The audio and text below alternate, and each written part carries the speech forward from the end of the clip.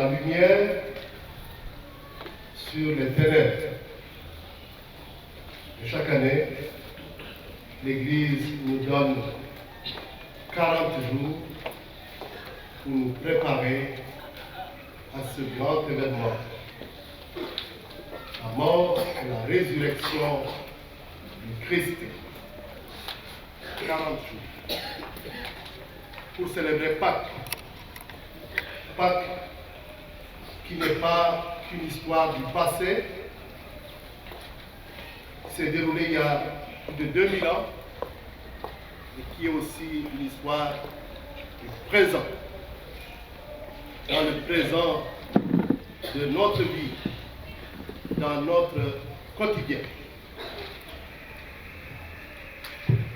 L'actualité m'a amené à retenir l'évangile que nous avons entendu dans la nuit d'hier. Il parle de la résurrection. L'évangile selon Saint Matthieu. Et ce matin, nous allons écouter l'évangile selon Saint Jean.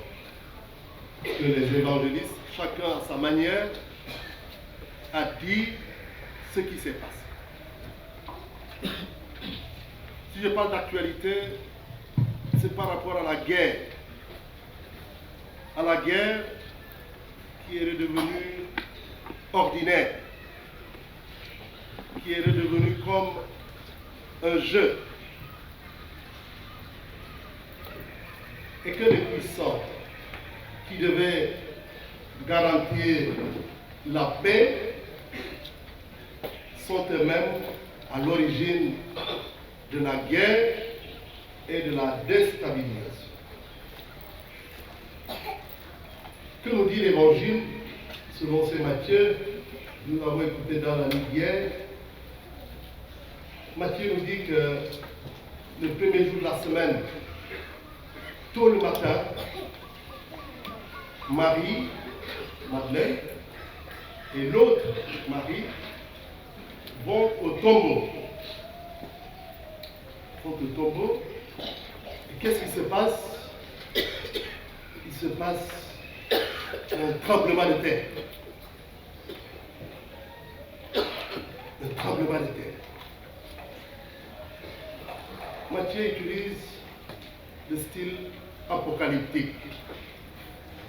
Dans le livre de l'Apocalypse, ou dans d'autres textes de ce même style apocalyptique, on utilise de grandes figures, de grandes images, notamment des images qui font peur pour traduire la volonté de Dieu. Donc Matthieu nous parle d'un tremblement de terre.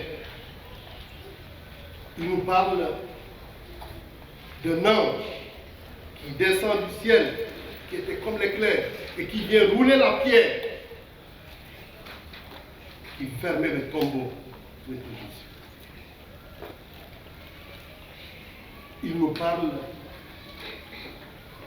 de soldats qui étaient au tombeau. Vous savez pourquoi les soldats étaient au tombeau, non? Pourquoi les soldats étaient au tombeau? Parce qu'ils ont dit, les Juifs, c'est-à-dire Pilate, que cet imposteur-là, Jésus a dit qu'il va ressusciter. Voilà pourquoi il faut aller garder le tombeau, pour ne pas que ses disciples viennent voler le corps de Jésus et dire après qu'il est ressuscité.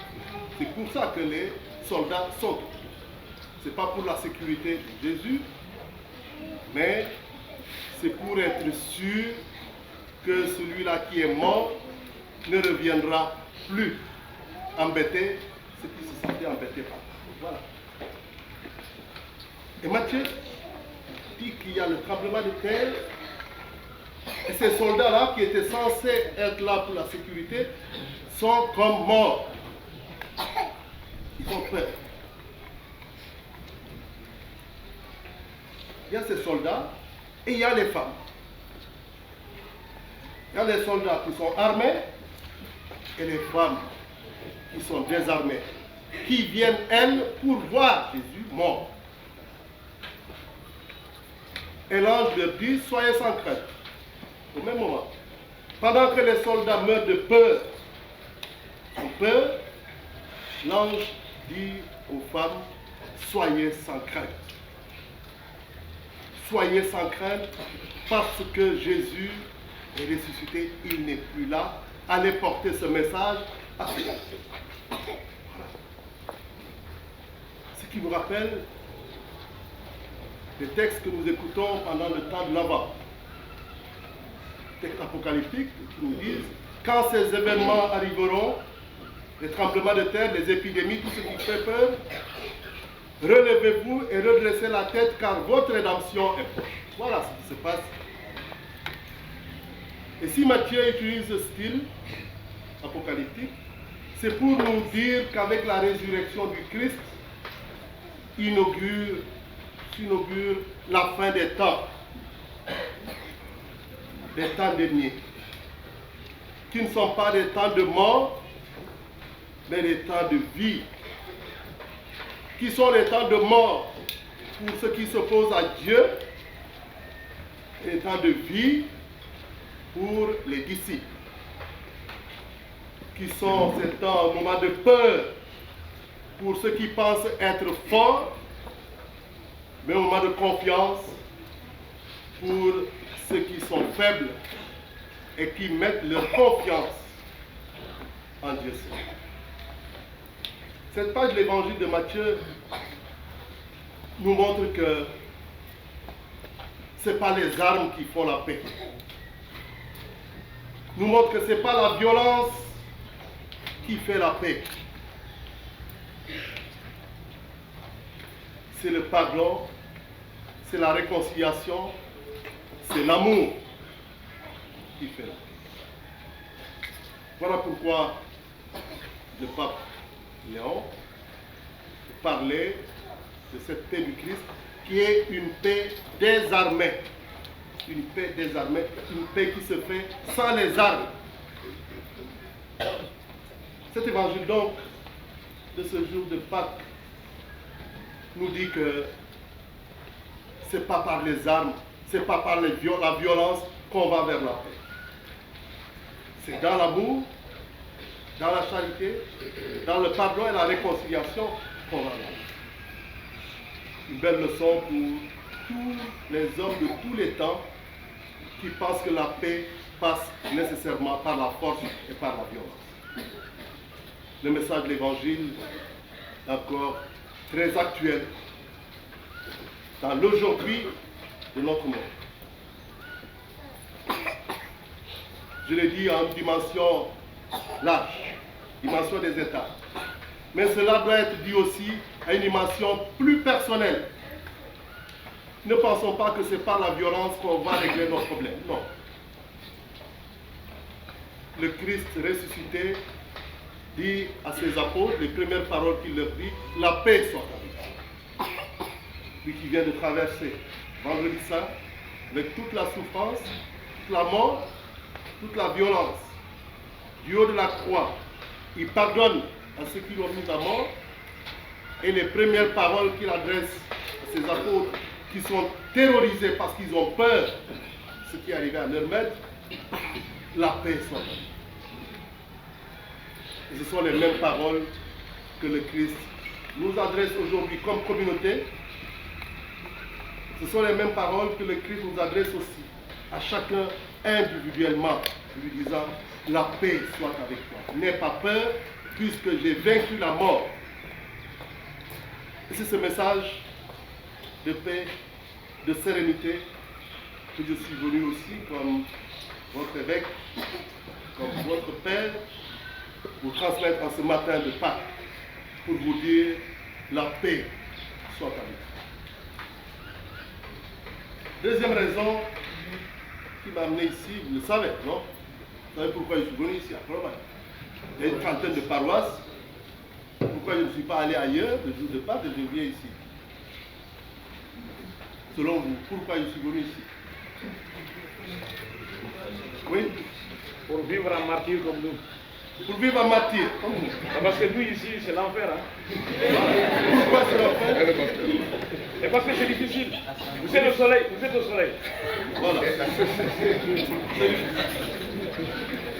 L'année dernière, à Pâques, je suis allé à Mandina. Pas par hasard. Je suis allé à Mandina pour montrer que ce village qui a été martyrisé en le cas du conflit est devenu aujourd'hui un lieu de paix. C'est pour ça que je suis allé là. Et cette année, regardant cette paroisse, j'ai dit, je vais aller à la paroisse des martyrs de l'Ouganda de Colombe. Je vis en martyr, comme vous l'avez dit. Hier, j'étais à la cathédrale, belle cathédrale. Aujourd'hui, je suis dans une autre cathédrale, un peu à ciel ouvert. Le soleil.